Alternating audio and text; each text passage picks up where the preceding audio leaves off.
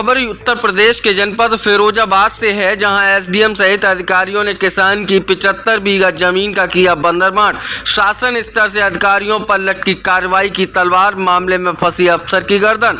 अधिकारियों ने करोड़ों रुपए की जमीन का दूसरे पक्ष में निर्णय देने के बदले में रिश्तेदारों के नाम कराया बैनामा। मैनपुरी उरई आगरा के हैं बैनामा कराने वाले अफसरों के रिश्तेदार। तत्कालीन एसडीएम विवेक राजपूत ने अपनी न्यायालय से जिस जमीन के मामले में निर्णय दिया, उसी का ही अपने रिश्तेदारों के नाम कराया बैनामा। गांव रूदेनी निवासी किसान योगेंद्र कुमार ने डीएम को करी थी शिकायत। डीएम रमेश रंजन ने बैठाई जांच। सीडीओ की अध्यक्षता में बनाई गई जांच कमेटी। आज शाम तक शासन को भेज दी जाएगी जांच की रिपोर्ट। तत्कालीन एसडीएम, नायब तहसीलदार और लेखपाल ने अपने रिश्तेदार के नाम कराई जमीन। एसडीएम और नायब तहसीलदार को शिकायत के बाद डीएम ने हटाया। फिरोजाबाद की सिरसागंज तहसील के गांव रूदेनी का है पूरा मामला। क्या कुछ कहना था जिला अधिकारी का और क्या कुछ कहना था विदेंद्र शर्मा पीड़ित किसान का, आप स्वयं देखिए। खास रिपोर्ट U24 जनपद फिरोजाबाद। ये पुश्तैनी जायदाद श्रीमती भगवती कुंवर की थी, बेवा श्रीमती भगवती कुंवर की थी, जिसमें जो है वो विधवा थी। इसलिए उन्होंने हमारे पिताजी केवल 8 वर्ष की उम्र के यहाँ बुला लिए थे उन्होंने अपने भतीजे को, मतलब अब यहीं पे वो बड़े हुए। उसके बाद जो है उन्होंने भगवती कुंवर ने अपने जीवन काल में ही 35 बीघे जमीन हमारे पिताजी के नाम कर दी और 75 बीघे जमीन बच रही वो जो है योगेंद्र कुमार के हक में जाती थी, क्योंकि भगवती कुंवर ने हमारे छोटे भाई दूसरे नंबर योगेंद्र कुमार को 1960 में गोद ले लिया था। उसके बाद ये है 1985 में भगवती कुंवर खत्म हो गई। उसके बाद विवाह शुरू हो गया। एक पक्ष मतलब बेटी बन के आई, एक पक्ष जो है वसीयत लेके आए, फर्जी वसीयत लेकर के, और हम जो है एडॉप्शन में आए।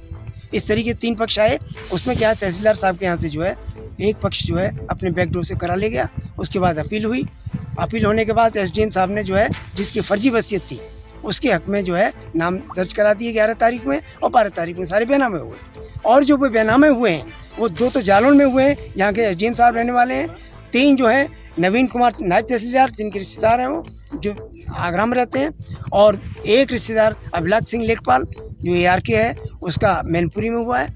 और 2 जो बेनामे हुए हैं वो जिला पंचायत सदस्य हमारे यहाँ का हरीश धनगर उर्फ कालू, उसके ननियाल में हुए। इस तरीके से शासन प्रशासन ने आपस में पूरा बंदरबांट कर लिया। पूरी 75 बीघी बेनामे हो गई। उसके बाद 15 तारीख को ट्रैक्टरों द्वारा जिला पंचायत सदस्य हरीश धनगर ने ट्रैक्टरों से जो है पूरी फसल बाजरा की और उसकी मक्का की और मूंग की सब जुतवा दी। सुबह पता चला, देखा आके, तो हमने वीडियो बनाई, उसकी शिकायत भी की। किसी ने शिकायत नहीं ली। तो डीएम साहब से भी 24 तारीख को मिले, उन्होंने कहा देखेंगे। हमें तो तब पता चला है जब जो है एडीएम साहब का जो है फ़ोन आया कि अपने बयान दे जाइए। तब हमने समझा कि कोई कमेटी चल रही है उसमें एडीएम साहब। बाकी का अब क्या हो रहा है क्या नहीं हो रहा हमें नहीं पता। ज़मीन के मामले में जो प्रकरण चल रहा है उसके मामले में आप क्या कहना चाहेंगे?